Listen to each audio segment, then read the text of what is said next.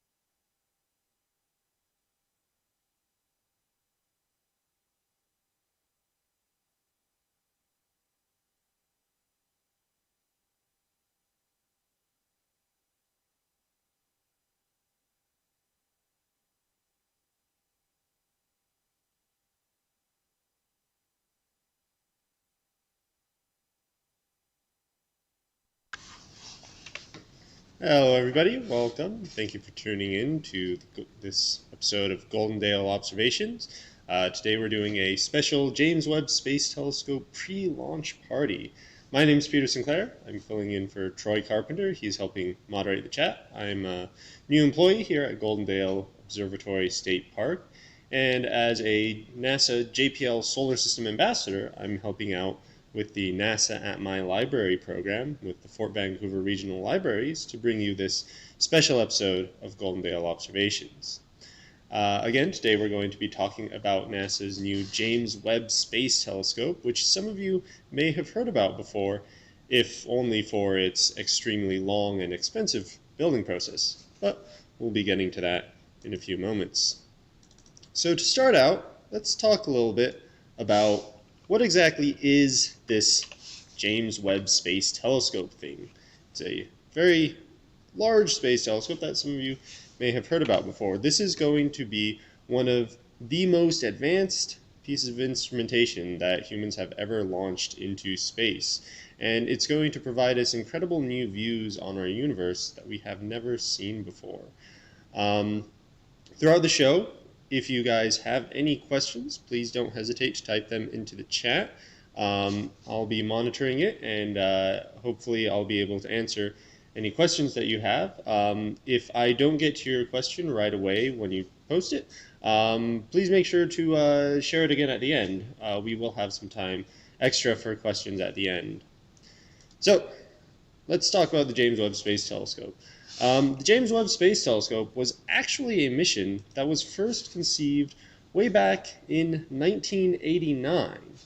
Now, to give you guys a little bit of the history of the thing, the Hubble Space Telescope was conceived back in 1978 and didn't actually enter service until 1990. That's when it was launched. So the James Webb Space Telescope was actually in its planning stages even before the Hubble Space Telescope came online. So this is something that astronomers have been looking forward to for quite a long time now. Now, you might be wondering, why space telescopes at all? What is the purpose of a space telescope? Well, space telescopes provide us with some very interesting views on the cosmos that we wouldn't otherwise be able to get from down here on Earth. To help you guys understand that, I have a diagram here. Now, many of you should hopefully know that light consists of waves, and visible light, the light that we see, what we perceive as white light, is actually composed of many different wavelengths of light. And you've seen this if you've ever seen a rainbow.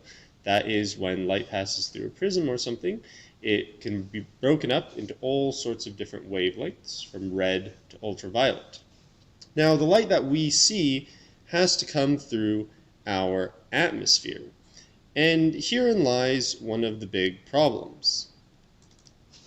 You see, our atmosphere only lets certain wavelengths of light through. Visible light comes to the ground quite easily, so does radio waves, but unfortunately many other parts of the electromagnetic spectrum do not. So on this chart here, you can see visible light, represented by this rainbow, and these bars here represent how deep into our atmosphere they can get. You see, our atmosphere, as much as we like it to, well, breathe and survive, is unfortunately detrimental when it comes to astronomy. Not only does it cause our telescopes to have poor viewing conditions, which is why we often put our telescopes way up high on mountaintops, it does block certain wavelengths. For example, infrared wavelengths. And this is where James Webb Space Telescope is going to be mostly focusing on, this infrared regime. Now this is very important because different wavelengths of light give us different information about the cosmos. For example, here is a picture of the Centaurus A galaxy. Now, as you can see in this image, this is actually a composite of 4 different wavelengths. We have visible light, we have X-ray light, infrared light, and radio light.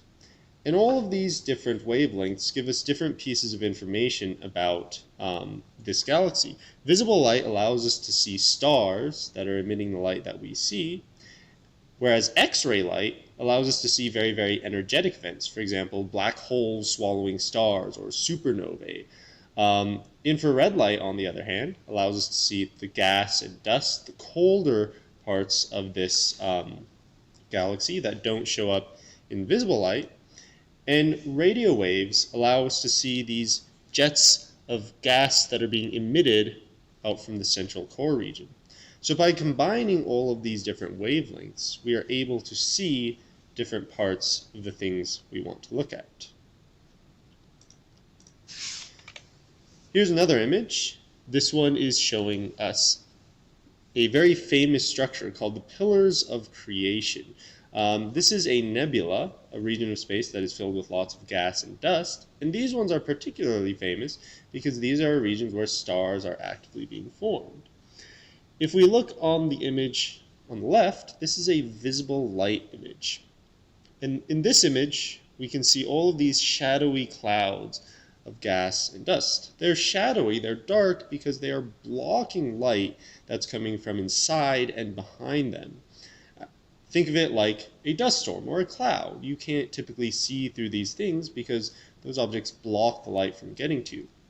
However, if we look at it in the infrared, now you can see that all of these pillars of gas and dust are suddenly a lot clearer because infrared light is able to penetrate through these clouds a lot more easily, allowing us to see the stars that are forming inside and behind them. So when we look at different wavelengths, we see lots and lots of other pieces of the universe that we wouldn't otherwise get to see. Unfortunately, as I was saying earlier, infrared light basically does not make it here to the ground. It is almost entirely absorbed by the Earth's atmosphere, with a very small exception right here, a very small window, which interestingly is at about the same height as an airplane. So we have invented airplane telescopes. This is SOFIA, the Stratospheric Observatory for Infrared Astronomy. And you can see the telescope sitting in its little compartment there. Here is a close-up of the telescope. You can see it peeking out. So we are able to do limited amounts of infrared astronomy from the ground. Unfortunately, it's very difficult to mount a telescope inside of a plane, and it is very costly to continue flying it. Plus, because of the size of the plane, we are very limited in how big that telescope can be. Because of these limits, we like to go up into space. So, of course, we have things like the very famous Hubble Space Telescope, or, as it was first called, the Space Telescope. After all, Hubble was the very first space telescope at its time, so people would just call it the Space Telescope. Now, the Hubble Space Telescope is a very, very powerful instrument. Unfortunately, it is nearing the end of its life. As time goes on, Hubble's orbit slowly decays because it is in what we call low Earth orbit. It is orbiting rather close to the Earth and will eventually fall back down and burn up in the Earth's atmosphere. It is also a very old instrument. Again, it was first designed back in the 1980s, and so its instruments aren't quite what we would hope for from a modern instrument. As a result, like I said, the James Webb Space Telescope has been under development even before the Hubble Space Telescope was launched. So we are constantly planning for the next big observatory, and the James Webb Space Telescope is going to be that next big observatory. All right. Yeah, looks like we got a question about Q&A. Yes, there will be time for questions and answers at the end of the show. But like I said before, please feel free to post any questions that you have in the chat while the show is going on, and I'll try to get to them as you post them. All right. So let's talk a little bit more specifically about the James Webb Space Telescope and how it was built. So this is a fancy little blueprint of the James Webb Space Telescope. Now this isn't actually a scientific image. This is not this is not what they actually used when they were designing it. So everything starts in bits and pieces. The James Webb Space Telescope was built as a collaboration between over 20 different countries, including Canada and several countries in Europe. And all of these different parts and pieces have to eventually be shipped together and assembled. And the two main assembly sites were Goddard Space Flight Center in Maryland and Northrop Grumman in California. And so this is the one of the instruments being shipped from Johnson Space Center to Goddard Space Flight Center, and you can see they put a nice little bow on it, which I think is kind of funny, and they included a nice little message, Merry Christmas. I'm sure that Goddard Space Flight Center was very happy to get this instrument. Now, this is several years ago, of course, though it is kind of timely for this time of year. So all of these different instruments are assembled in different places and then have to be constructed and put together. So here is one of James Webb's mirrors being lifted into place. Now these mirrors are what make up the biggest part of the instrument, the part that we kind of recognize as the James Webb Space Telescope. So let's take a bit of a closer look at those. So the James Webb Space Telescope has 18 of these mirror segments, which all go together to form this large mirror.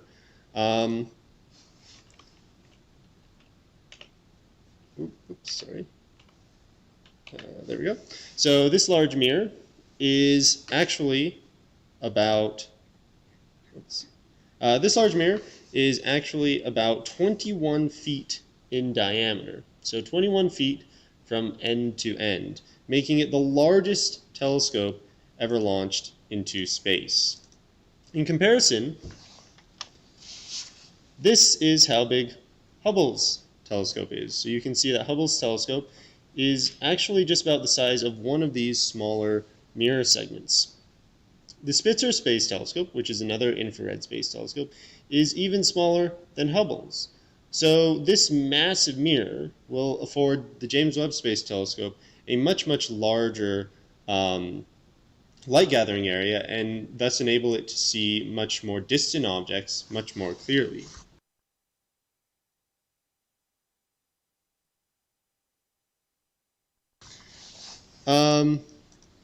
So let me put up a quick video here.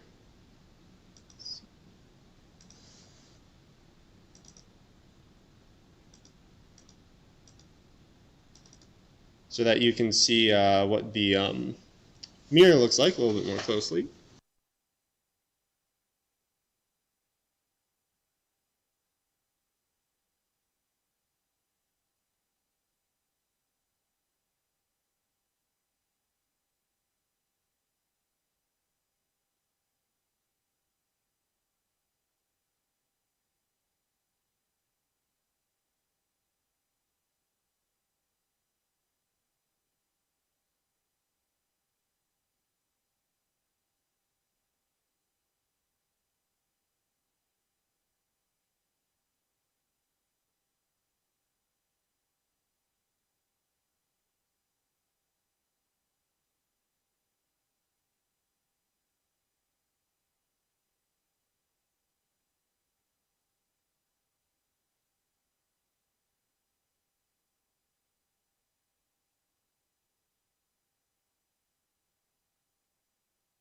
Alright, sorry about that. We're trying to get a bit of a technical difficulty solved. Sounds like you guys unfortunately can't quite see my mouse pointer on the screen.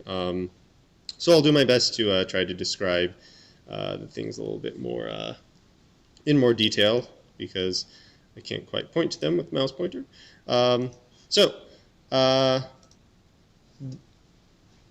Going back to James Webb's mirror, so on the top again you can see the Spitzer Space Telescope's mirror, Hubble's in the middle, and James Webb Space Telescope's mirror down on the bottom. Now this mirror here is really why the James Webb Space Telescope has been so costly and has taken so long. This is a mirror that unfortunately is much, much, much too big to fit in any of our rockets.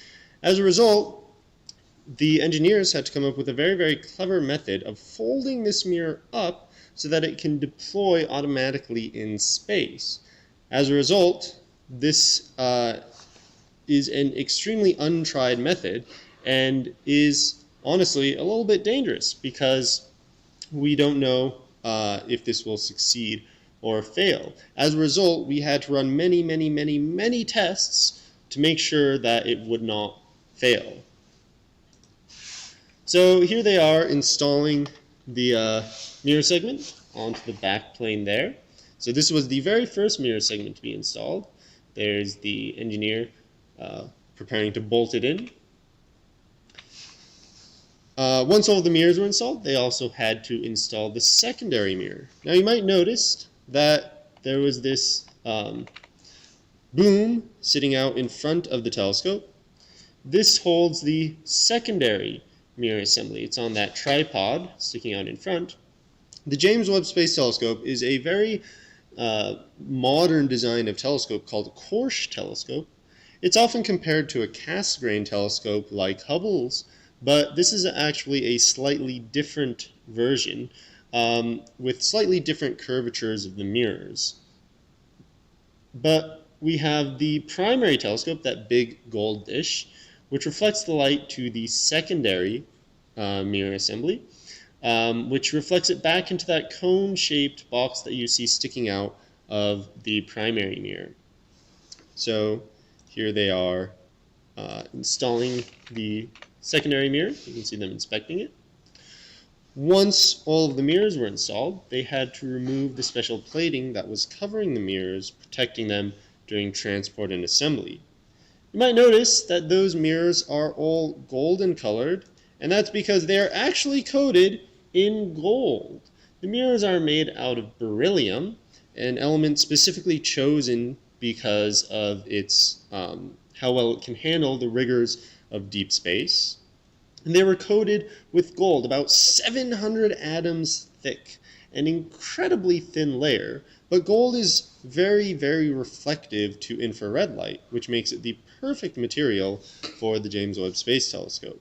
Here again, you can see the telescope in all of its gold glory. So, once all of the mirrors were installed and all of the covers were removed, it was time for some testing, although not before some photographs.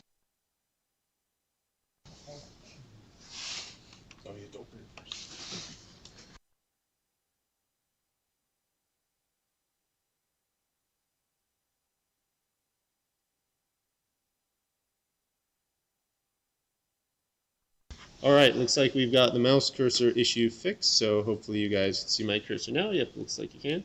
So, you can see how shiny it is. Here's the NASA logo being reflected off of it. And here's a scientist inspecting how shiny it is. So, then it was time for some testing, and again, all these various elements have undergone extremely rigorous testing in order to make sure that they are able to survive the rigors of launch and their stint in outer space. So here we can see the mirror being loaded into a giant thermal vacuum chamber to test if the mirror can survive being in a vacuum, as well as being at the extremely cold temperatures it needs to operate at. Once all of the mirror segments were completed, it was time to send the mirror off to Grumman Space Flight Center to be united with its second half, the spacecraft bus. The spacecraft bus is the part of the telescope that holds all of the other electronics, all of the communications gear, and the launch elements. And this big pink diamond here, this thing is called the sun shield. Let's take a look at what that's like. So all the elements were loaded up onto a special transporter, put on a plane, a giant C-130 military cargo plane, flown, then driven finally arriving at the clean room in Northrop Grumman, where they had to put it into a special doorway to make it fit. Here you can see them pulling it in and then unpacking it. So if you guys are wondering what to ask for Christmas, maybe try asking your parents for a giant research telescope. And then united with this spacecraft bus. So this part of the instrument that they're putting it on right now is the spacecraft bus. It houses things like the solar panels and also the sunshade, which you can see the engineers working on right here. Now the sunshade is a critical piece to this telescope. Without the sunshade, none of this telescope would work. The problem with infrared telescopes is that they are very, very sensitive to heat. If your telescope is too hot, then this thermal emission will overwhelm any kind of signal that you hope to see from the very, very faint infrared sources that you're looking at. As a result, you must keep your telescope very, very cold. The Hubble Space Telescope had a near-infrared sensor on it that they kept cooled with liquid nitrogen. Unfortunately, for the wavelength regimes we want to look at with the James Webb Space Telescope, we need to get this telescope even colder. In fact, the mid-infrared instrument on the James Webb Space Telescope will be kept at a temperature of 7 Kelvin, just a few degrees above absolute zero, the coldest possible temperature. And one of the ways that we are doing that is with the help of this sun shield. So let's take a closer look at this sun shield.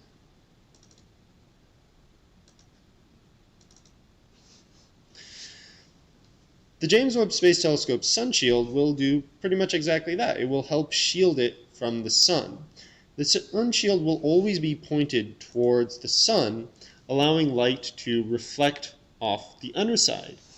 You can see that it's actually composed of 5 different layers, and each layer will reflect successively more heat, also venting it out to the sides, keeping the telescope dish and all of the instrumentation contained there very, very cool.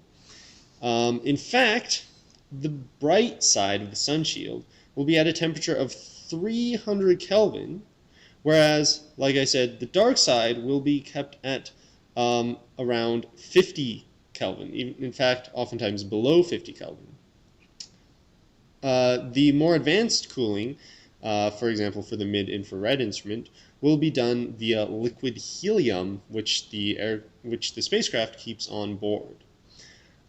Each of these layers of the sun shield is actually about as thin as a human hair, but as long as a tennis court. So this is an incredibly thin sun shield, and yet it will receive about 300 kilowatts of radiation on the sun-facing side and only pass about 23 milliwatts to the other side, meaning that it will actually be reflecting about, it will be making it darker by about 10 million times. Now again, one of the real challenges with the James Webb Space Telescope is that this sun shield, remember, this length about the size of a tennis court, is something that won't fit inside of a rocket. As a result, the sun shield actually needs to be folded up about 12 times in order to fit. Let's see. So let me show you a video of how the James Webb is going to be loaded inside of the rocket. So this animation here shows us the James Webb Space Telescope in its flight configuration. It's going to be boarding an Ariane 5 rocket, but in order to fit, we need to fold it up. So the sun shield flattens, and then the special boom arms retract, the whole thing folds up, and it gets placed inside the payload fairing ready for launch.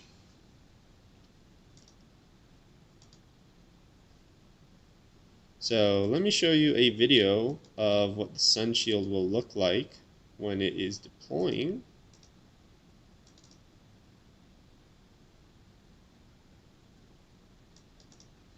So this is a test that they ran at Northrop Grumman. So this is a time lapse. You can see them pulling the sun shield out. And with all of the people in the picture, you get a sense of scale for how big this thing truly is. I like looking at the guy who's sitting inside the cavity there. He must have had a very fun job taking all the photos as it was unfurling. So once it is fully unfurled, they tension it so that all of the layers separate. And again, this is one of the elements that is entirely brand new for this spacecraft, and thus has never been attempted before. So we needed to test and test and retest this to make sure that it would happen flawlessly.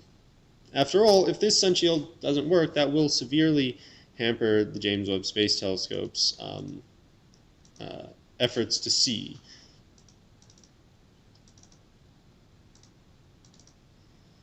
So we need to fold everything up, make sure that it is all able to fit inside the payload fairing, and of course, remove any of those pesky little elements that need to come off. For example, the cover on the front of the instrument package. Never let it be said that the engineers at NASA aren't fond of jokes. Once it was all assembled, folded up, then they needed to transport it. And they did so via boat, taking it from Northrop Grumman, which is located in California, around through the Panama Canal to French Guiana, where it will be launched from Kourou Space Center. The James Webb Space Telescope, again, is an international collaboration. NASA is spearheading the efforts, but we have collaborators from all around the world who are working on this. So here's a map that is showing the major contributors here. You can see many of them are in the United States, but we also have many contributors here in Europe, as well as even here in Hawaii and Alaska. So all of these contributors have worked together, and in particular, the European Space Agency is providing the launch vehicle for this efforts, an Ariane 5 rocket being launched out of Kourou Space Center, which again is in French Guiana.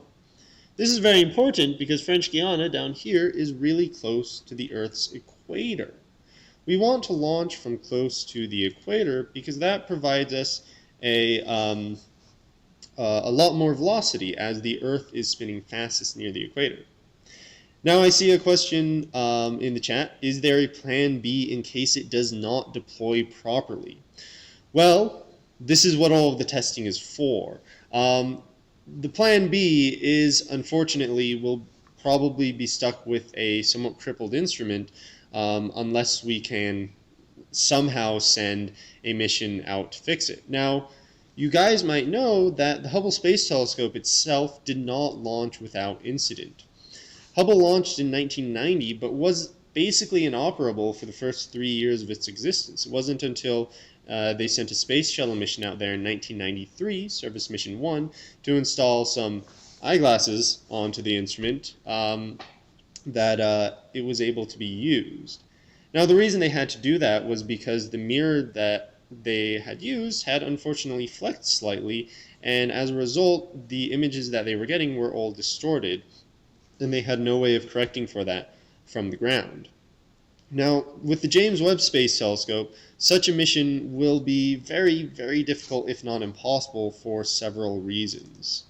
First of all, before I go further, here is the launch site and the launch vehicle. The James Webb Space Telescope is going to be placed at an orbit that is much further away from the Earth than the Hubble Space Telescopes. So it's going to be much, much, much more difficult to get out there to service it. Secondly, we don't have a vehicle that is capable of doing that. The space shuttle has been retired, and even if the space shuttle was still around, it would not be capable of traveling out to the distance that the James Webb Space Telescope is going to be at in order to fix it. So these are some images of the launch vehicle. James Webb is currently at the launch site. The rocket is being fueled. That is a multi-stage process. Here you can see it all folded up inside the launch vehicle, ready to go. This, of course, is an artist's impression. And eventually it will be launched. This, of course, is not the James Webb Space Telescope launching. This is a different mission. When the James Webb Space Telescope launches, it will be placed at the L2 Lagrange point. This is a special orbital place, which is actually further than the Moon's orbit. And this launch location will provide us several benefits. First of all, this is a relatively stable launch position. We call these locations Lagrange points. You can see that there are 5 of them labeled here: L1, L2, L3, L4. And both of these are labeled L4, but oftentimes this one is labeled L4 and this one is labeled L5. These locations are special because they are what we call stable or semi-stable orbits. These are places where you can park a spacecraft and it can maintain its orbit there without having to worry too much about spending large amounts of fuel in order to stay in place. The reason we're putting the James Webb Space Telescope out here is so that we can have the sun shield always oriented inwards towards the sun, so that it is always blocking light from the sun, and at the same time always having the communications equipment pointed towards the Earth, so we'll never be out of communication with it. The James Webb Space Telescope will circle around this L2 Lagrange point like so. So you can see how it is orbiting outside of Earth's orbit, but because of the combined gravity of the Earth and the Sun, it orbits at the same rate as the Earth does. So it's basically always in the same position relative to us. This will enable the James Webb Space Telescope to see pretty much every different part of the sky as it orbits, while again being shielded from the Sun. But again, notice in this animation here, you can actually see the Moon's orbit right there. So the James Webb Space Telescope is orbiting significantly further out. In fact, it's orbiting at a distance of about 1 million miles away from the Earth. To put this in perspective, Hubble is only orbiting about 340 miles away from the Earth. So 340 versus 1 million. Again, we have no spacecraft that has carried humans that's ever gone beyond lunar orbit. So if the James Webb Space Telescope doesn't work, well, we can't really do too much about it. Again, this is why it has been delayed for so long. We want to make absolutely sure that nothing goes wrong. And therefore, we test, we test, we test. And in fact, we test the tests to make sure that those tests are giving us accurate answers.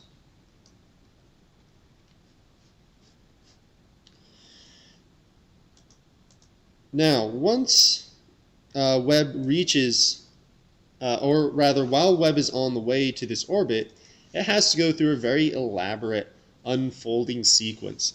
And honestly, the launch is kind of scary, but this unfolding sequence is what has all the astronomers worried, because there are actually about 300 different things which all have to go right, any one of which could be a mission-critical failure. So, yeah, astronomers are a little bit worried about this, but again, the engineers have spent a huge amount of time testing and retesting this to make sure it does deploy correctly. Let's see what it'll look like when it deploys. So, again, we are launching aboard an Ariane 5 rocket. You can see it contains 2 huge solid rocket boosters, which are attached to the larger liquid-fueled primary stage. Once the atmosphere is out of the way, the payload fairing will release and be ejected. And once the spacecraft has reached its initial Earth orbit, the primary stage will be ejected, leaving just the secondary stage. Now, the reason we launch rockets in stages like this is because rockets are heavy, and you don't want to be carrying around a huge empty fuel tank as you're traveling. So once that primary stage has been ejected, the secondary stage will ignite, boosting the James Webb Space Telescope up into a higher orbit. After a few correctional burns, you can notice that the rocket is constantly rotating. These are actually a very, very precise, controlled set of rotations to make sure that the fragile optical telescope instrument does not ever get pointed towards the sun. So we always want the back to be pointed towards the sun. And after this burn, the telescope itself will be released from the secondary assembly, and we will deploy the solar panel. The solar panel will provide the power for the rest of its trip and for the rest of its operations. Because we need power right away, the solar panel is the very first thing to deploy. Now, the James Webb Space Telescope isn't going to be leaving the Milky Way, but that is a rather fanciful shot. So we're going to skip ahead here. All right, so now we've got a mission timer, so you can see when these different events are occurring. So again, spacecraft releases from the second stage. We deploy the solar panel pretty much right away. So this is only half an hour after the spacecraft has been launched.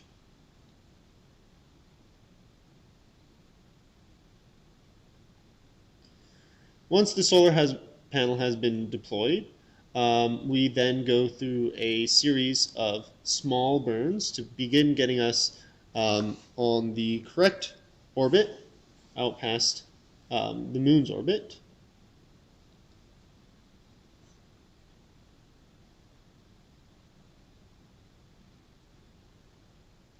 And over the next couple of days, the James Webb Space Telescope will continue traveling out past lunar orbit. So longer, we're going out even further than the Apollo astronauts went.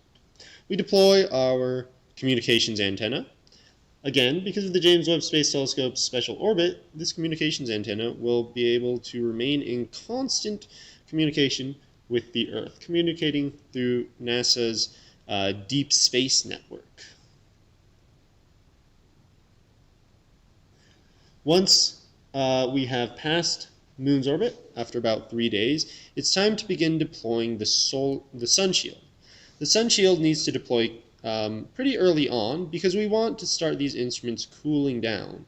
The whole cool down process will take about 2 months to complete. So we want to get it started as early as possible so that we can begin using this brand new instrument as early as possible. So our 2 sun shields lower, and the optical telescope instrument is raised up on a pedestal. We then deploy the aft momentum control sheet. This is a special device which is used to help correct for the sun's radiation pressure, which will slowly push the spacecraft off course if not corrected for. And then it's time to begin unfurling the sun shield. Again, keep in mind that we've got 5 layers of special insulation here, which are each thinner than a human hair. So we unfurl the covers. They roll off one at a time.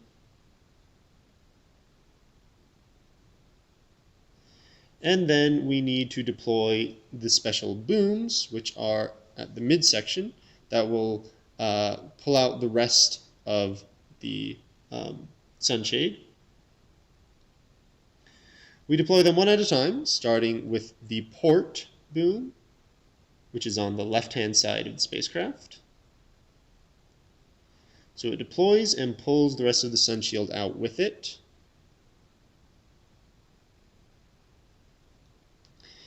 And once that one has been deployed, we will deploy the starboard boom. Again, notice the date stamp. This is taking place over the course of a couple of days. Once we have expanded the sun shield, we tension it, stretching it out so all those layers separate from each other and provide the maximum amount of insulation. And once these have been deployed, the telescope will very quickly begin cooling down. But again, we need to get from about 300 Kelvin on the side facing the sun to about 50 Kelvin on the dark side. Once we've deployed the sun shield, we will deploy a few extra radiators to help control the heat, to make sure the instrumentation and electronics on the sun side don't get too hot. And now it's time for the telescope itself to begin unfolding. The secondary assembly comes out and locks into place. We deploy an extra radiator on the back of the spacecraft. This is what's going to help bring the mid-infrared instrument from that 50 Kelvin down to about 7 Kelvin. Again, just a few degrees above absolute zero. Then we will deploy the telescope wings, so those 3 segments on either side, again starting with the port side, will swing into place, and then the starboard side will also swing into place.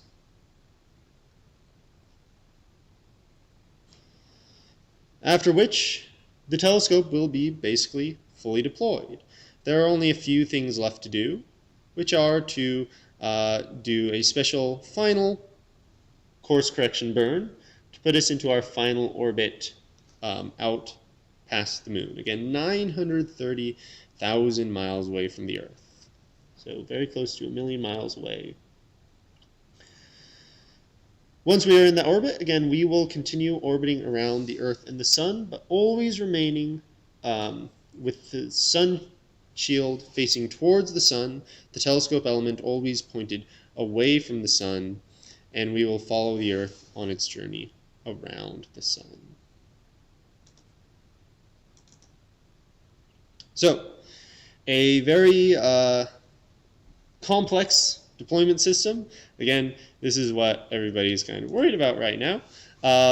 But assuming everything goes according to plan, we will have an incredibly powerful new instrument with which to see the universe.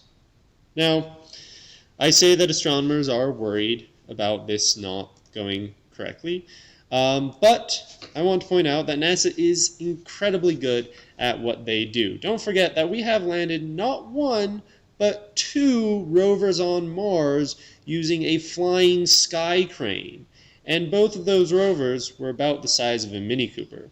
So, while we are concerned about this, we trust the engineers at NASA, Northrop Grumman, the European Space Agency, and all the other agencies that have worked on this to be very capable with their jobs. Once everything is deployed, the spacecraft will communicate to us. The headquarters are located at the Space Telescope Science Institute in Maryland. So this is what their headquarters look like. This is where they will be talking to the James Webb Space Telescope from. So, once we've gone through all of that launch, all of that crazy deployment, it's time to start doing some science. And we have huge hopes for the James Webb Space Telescope. Again, the James Webb Space Telescope can be thought of as a successor to the Hubble Space Telescope, but unlike the Hubble Space Telescope, we are going to be concentrating on infrared radiation, which will give us a very, very different view on the universe than the Hubble Space Telescope did. So, for example, here is M31, more commonly known as the Andromeda Galaxy. The Andromeda Galaxy is a very popular object to look at in the sky, and if you look at it in visible light, this is what you will see. Now, this is not exactly what you will see if you look at it through a telescope with your naked eye, because this is a long exposure photograph. So the light has been collected for potentially several minutes in order to create this kind of a view. But you will see a view similar to it when you look through a telescope. However, there are some things in this image that your eyes cannot see. In particular, if we look at it with infrared, which is this image here, notice how much more the dust lanes stand out. These dust lanes are much cooler than the stars around them, and thus the light that they emit is not visible light, but rather infrared light. As a result, you cannot see this with your naked eye, but an infrared telescope is able to make out these details. Now, this is important because those dust areas hide something very important. They hide the places where stars are being formed. So, for example, here is a region of space, a nebula, where stars are actively being formed. These little bubbles are places where baby stars have just been born, and they are emitting lots of radiation, pushing the gas and dust contained therein out. Now, if we look at this with visible light, we're not going to be able to pierce through that gas and dust. But by looking at it in infrared, we will be able to see through there. For example, this is a very famous image in the astronomical community. This is HL Tauri, which is a protoplanetary disk. This was the first ever picture of a protoplanetary disk taken. This was taken using an instrument named ALMA, which is actually located here on Earth in the Atacama Desert, again, way up high on a mountaintop, using millimeter and submillimeter wavelengths, which are able to make it to the ground. So we are able to see a baby sun being formed, and in these rings around it, these are places where planets are being born. So the James Webb Space Telescope has a huge goal which can be summed up in it is looking for our cosmic origins. One of these cosmic origins is to examine how stars and planetary systems are formed. So we'll be able to look, piercing through the gas and dust, at baby star systems being formed. We are also going to be able to perform very advanced spectroscopy on these systems. By examining the different wavelengths of light produced in these systems, we can see what elements and compounds are present there. So for example, if we examine this baby star system in the pillars of creation, we can see a spectrum that includes things like water, methanol, carbon monoxide, ammonia, methane. These are all important elements for the building blocks of life. But all of these elements have emission patterns that are in infrared. That's why it's very important that we use an infrared telescope for this. In addition to looking at how baby stars are being born, we're also going to be able to look at how the very, very first stars in the universe ever were formed, examining the end of a period of cosmic history known as the cosmic dark ages, the ages before there were any stars. Now, this is a difficult project because the stars and galaxies that are that far away have had their light incredibly redshifted due to the expansion of space. Now, some of you may have heard of redshifting before. You might be familiar with Doppler shifting, and in fact, if you've ever just heard a car go by, you are quite familiar with this. The car that drives past you goes, "Veer!" And as it passes you, as it keeps going, the pitch starts getting lower and lower and lower. Not the volume, but the pitch. It starts getting deeper and deeper. That is a Doppler shift. The waves have been stretched out. Now, on a cosmic scale, this is playing out with something called cosmological redshift. Now, this isn't a redshift because objects are moving away from us. This is a redshift because space itself is expanding. And as space expands, it pulls the waves apart. So in the early universe, back when the Earth was a barely held together ball of gas and dust, light from the very first galaxies that was reaching us would be more in the visible wavelength. But as time went on, as the Earth solidified and cooled, those galaxies were moving away from us, and space was expanding, pulling those wavelengths apart. And now these objects are so far away from us that the light that they emit has been further and further redshifted until it is in the reddest parts of the spectrum, and in some cases is in infrared. Here's an image of a galaxy. This is a galaxy called NGC 3370. In itself, it's a rather impressive spiral galaxy, but what's more impressive in this image are all of these little red dots in the background. You see, each one of these little red dots is not a star, but a whole galaxy. And we can see from this image how the light from these galaxies has been incredibly redshifted to the point where we can visibly tell that that light is no longer in the visible spectrum. It is very, very, very red. Now, these very, very first stars and very, very first galaxies are so far away from us that their light has been shifted even past the visible spectrum into the infrared. So when we look out there at the dawn of time, here's us in our modern universe looking way, way, way back in time, we're trying to see the very, very first stars, which were formed 200, 400 million years after the Big Bang, in the period known as reionization. Now, this is a goal that astronomers have been chasing for a very, very long time. And the James Webb Space Telescope, with its extremely advanced capabilities, represents one of our best attempts at being able to detect the light from these very first stars, revealing a huge amount of information about our cosmic origins.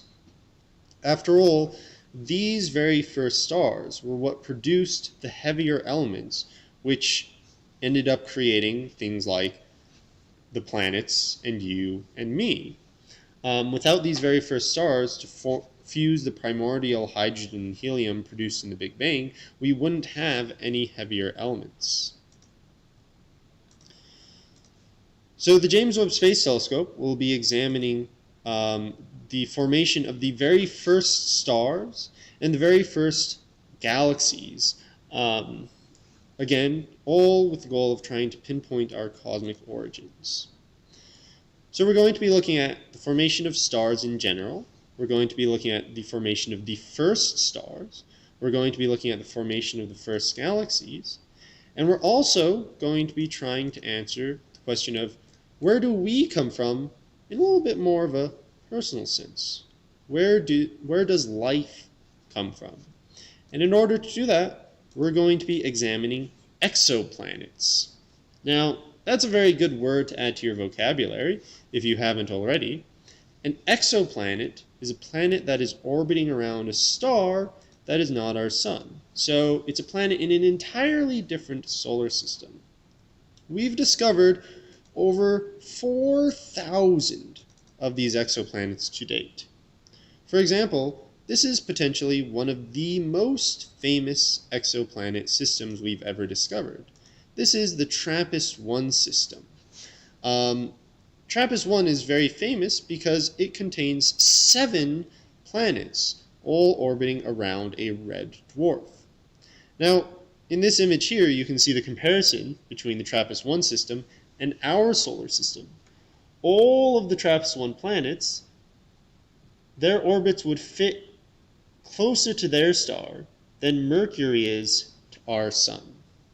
Now, I do want to point out, these planet sizes are not to scale, although the orbit spacings are. So these planet sizes, they would be much, much smaller. In fact, they would be about a pixel at this size scale. But you can also see that TRAPPIST-1 is a very, very small star, and you can see here, this is how big our sun would be compared to TRAPPIST-1. Now, the TRAPPIST-1 system made the news for a couple of reasons. First of all, it was pretty incredible to find 7 planets all in one system in such a small configuration. But one of the crazy things is that all 7 of these planets were Earth-like planets, meaning they have masses similar to our Earth. Moreover, 3 of these planets are orbiting within this star's Goldilocks zone. That is, the area where the temperature is just right so that liquid water could appear on these planets' surfaces. Now, that's not to say this is the perfect conditions for life. After all, in our solar system, both Mars and Venus do orbit within our solar system's Goldilocks zone. But Venus is a terrifying place to go to because of all of the clouds causing an intense greenhouse effect, causing the surface temperature to be way too high. Whereas Mars has no atmosphere, or has very little of an atmosphere, only about 1% of the Earth's atmosphere. But just like our solar system, TRAPPIST-1 has 3 planets orbiting inside its Goldilocks zone. One of the things the James Webb Space Telescope will be able to do is examine the spectra of these planets as they go around their star. As a planet passes in front of the star it orbits, some of the light from that star will get absorbed by the planet's atmosphere, and this will change the spectrum from that star. By comparing the spectrum of the star before the planet passes in front of it to the spectrum while the planet is in front, we can deduce what the spectrum of that planet is like. We'll be able to see things like carbon dioxide, methane, water, and perhaps most excitingly, molecular oxygen. You see, molecular oxygen is a very, very strong biosignature. That's the term astronomers use for a sign of potential life. Here on the Earth, nothing produces oxygen except for plants, that is to say, life. And oxygen is an extremely reactive element. Over a very, very short amount of time, we're talking just barely millions of years, which in astronomical terms is basically no time at all, any oxygen in a planet's atmosphere will very quickly be sequestered into oxide molecules, for example, carbon dioxide, or things like iron oxide, that is to say rust, reacting with elements in a planet's crust. So if we see molecular oxygen in a planet's atmospheric spectrum, that might be a very, very good indication that there is some sort of life on that planet, like plants on our own planet, that are producing that oxygen. So with the James Webb Space Telescope, we hope to be able to look at these exoplanets and examine what components are present, and perhaps within our lifetime discover alien life. Now, does that mean that we're going to be going out there and visiting them anytime soon? Probably not, unless we invent warp technology. But still, it will be one of the most profound discoveries in our lifetimes. So, again, the James Webb Space Telescope has 4 primary goals, all of which relate to our cosmic origins: to search for light from the first stars and galaxies, to understand how stars and galaxies form, to understand how planetary systems form, and to study the planetary systems that we have already discovered and perhaps shed light on the evolution of life itself.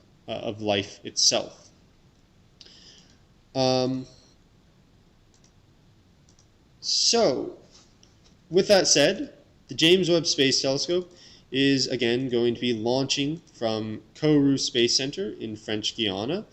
It will be launched on December 22nd, and if you would like to tune in to see that launch,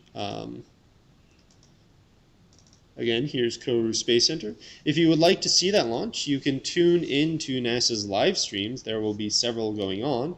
The launch begins at about 4 o'clock a.m. Pacific time. So if you're on the East Coast, that's great because it's 7 a.m. If you're on the West Coast, like most of us, well, you might have to get up a little bit early.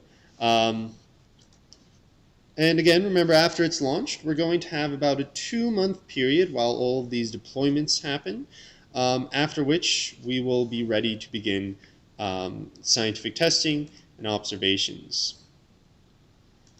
So with that said, we're going to go ahead and go over to questions. So if any of you guys have any questions, now would be a great time to ask.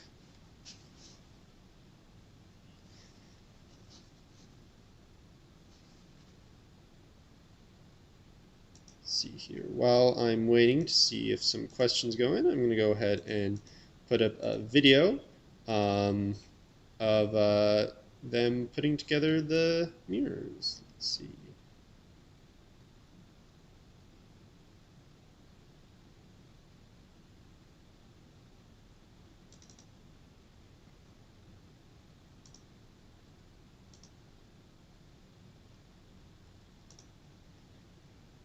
All right, does anybody have any questions?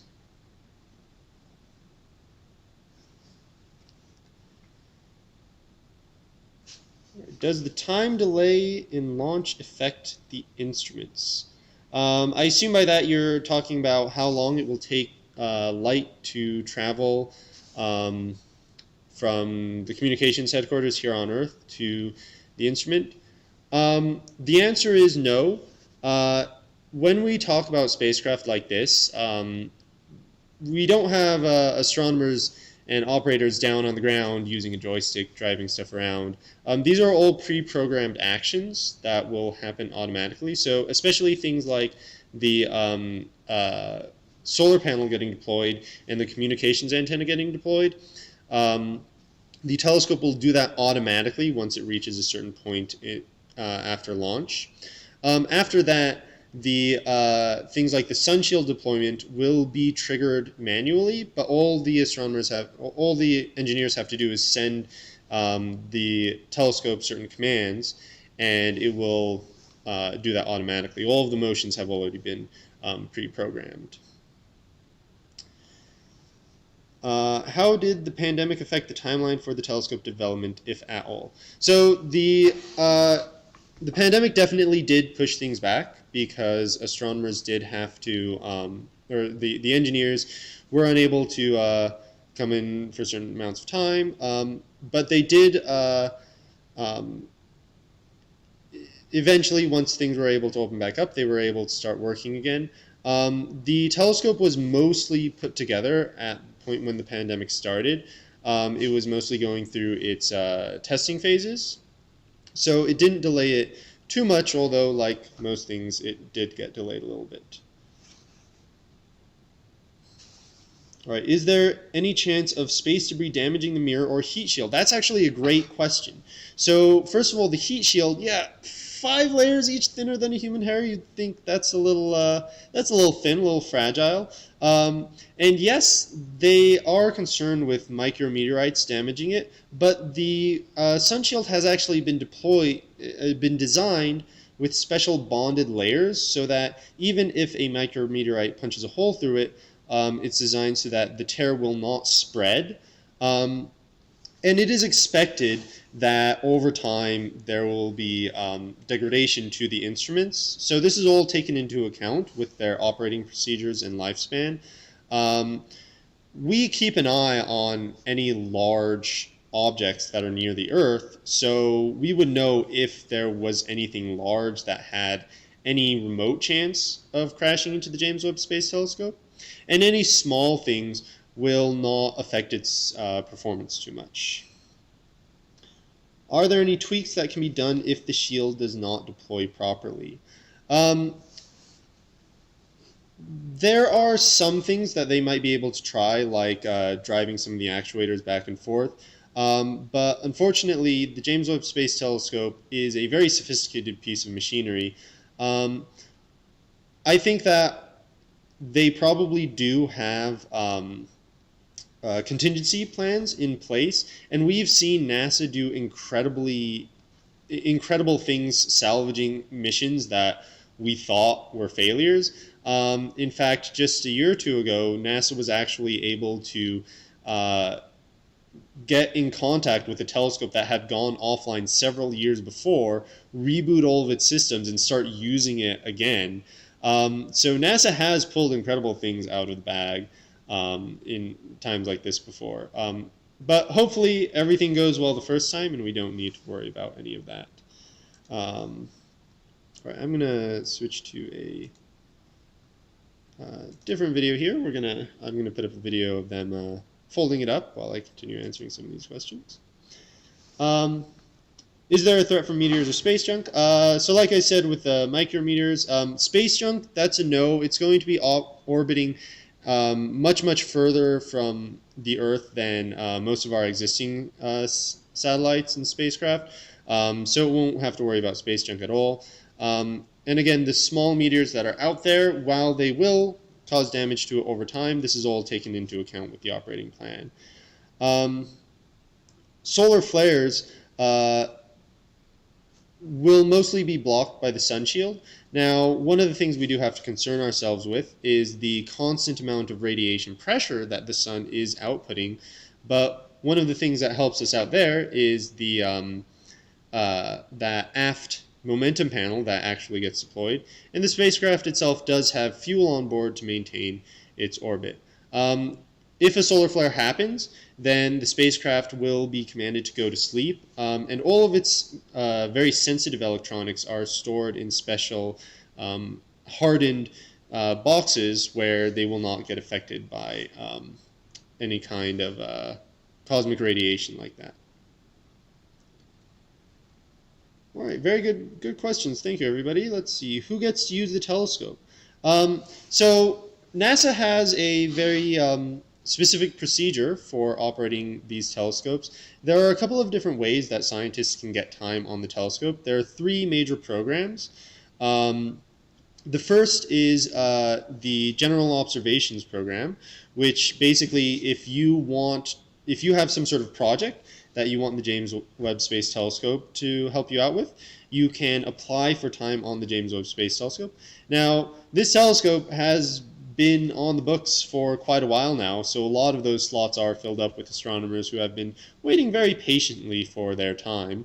But there are still, especially later on in its mission, there will be opportunities for the general public to get access.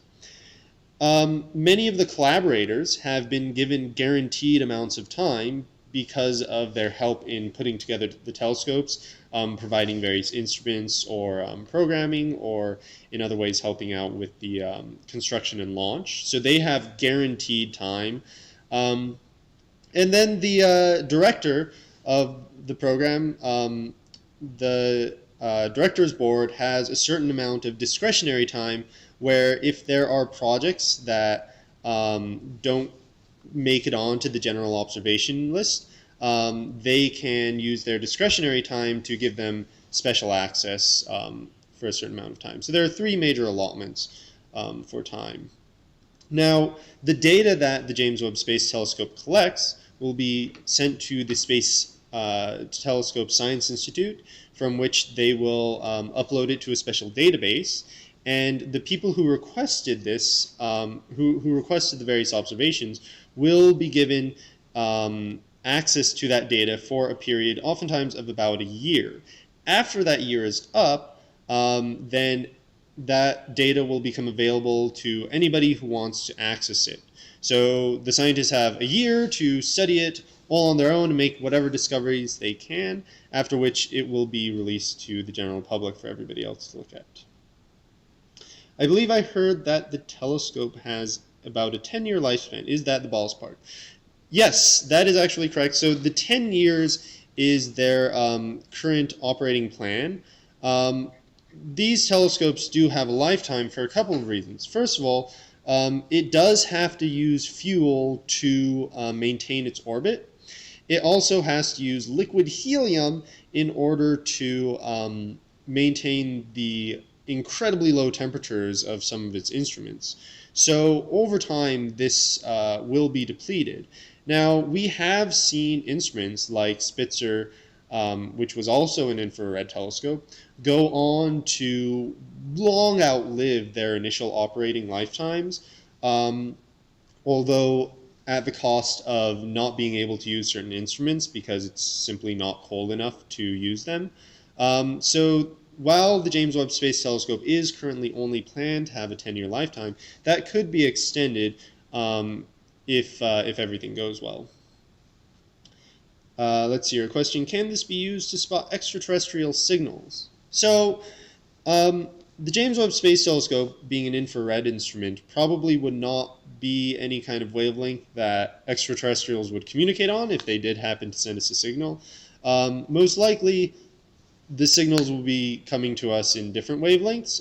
For example, radio waves, because radio waves are able to pierce through things like gas and dust more easily. They are much lower energy and thus easier to produce. So this kind of telescope would not really be used to see extraterrestrial signals if any happen to be sent our way, most likely. Although, who knows? I can't speak for what the aliens might be doing.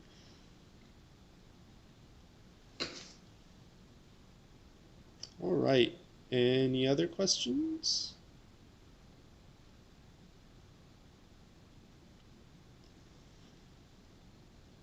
While I'm waiting to see if anybody else has any other questions, there are a couple of other factoids that I would like to share with you. One of the things that some people have been concerned about is the budget for the development of this project. Not only did this take a long time, it also cost quite a bit of money, more than was initially anticipated. But to put things in comparison, over the total lifetime of this telescope, we expect it will cost about $9.7 billion, about $8.8 billion for the spacecraft design and development. Now that might sound like a lot, but the Hubble Space Telescope total cost us over $11 billion. That is with the development and the multiple service missions we had to send out to it. So this will actually end up being a cheaper project than Hubble. And to put further comparison on it, the F-35 program, one of the United States' new fighter jets, will be costing us about $1.7 trillion, so nearly 100 times more. So all things considered, the James Webb Space Telescope is actually a reasonable cost. Oh, a very good question. Who is James Webb? Let me put up a picture of our good friend James Webb here. So this is James Webb. He was one of NASA's early administrators. In fact, let's see here. He was NASA's second administrator. He's the one who oversaw the Apollo program. Honestly, the Apollo program might not have gotten to the moon if not for James Webb. After the disaster of Apollo 1, James Webb is the one who really got everything on track and made sure that funding and public interest continued in order for the program to succeed. He also is responsible for helping to establish scientific research as a core NASA activity, saying that we're not just going to go to the moon because we can, we're going to go there and learn about things. We're going to do science. So, yes, the James Webb Space Telescope is named for James Webb. Now, you might have heard that we also have another space telescope, which is going to be launching soon, the Wide Field Infrared Survey Telescope. This telescope has been named for Grace Roman, who is another very famous space telescope enthusiast. She was an early, not an administrator of NASA, but she is one of the ones who really helped bring the Hubble Space Telescope to the forefront of the public's knowledge and helped push for the funding and development of the Hubble Space Telescope.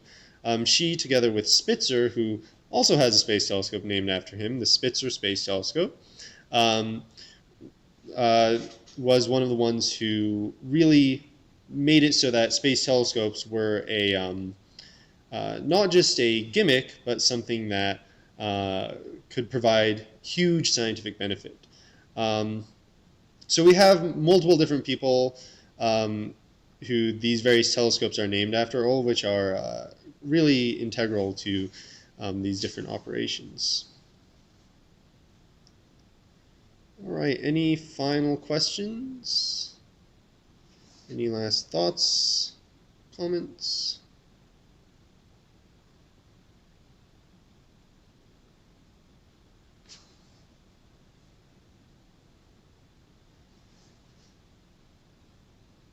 Could this spot planets beyond Pluto?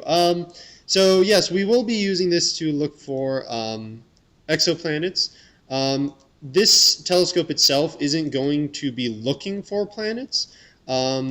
We actually have a telescope in operation right now called the Transiting Exoplanet Survey Satellite, or TESS. TESS is looking for planets that are outside of our solar system. This telescope won't really be looking for them, but it will be used to do follow-up studies of them after they have been discovered.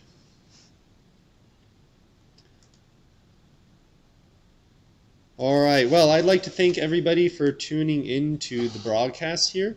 This has been a pretty great time. I hope you guys all learned things. I'd also like to give a special thanks to our collaborators, the NASA JPL Solar System Ambassadors. I am a volunteer for the NASA Solar System Ambassadors. They do events all around the country, helping bring space and science to various people. If you want to find more information about them, you can visit their website, solarsystem.nasa.gov/solar-system-ambassadors, and you can see all the different events that they will be helping out with, and you can learn and go to any of them if they're near you. I'd also like to thank the NASA at My Library program and the Fort Vancouver Regional Libraries. Again, this was all done in collaboration with them, so thank you very much. And thank you guys for tuning in. I hope that you've all enjoyed this.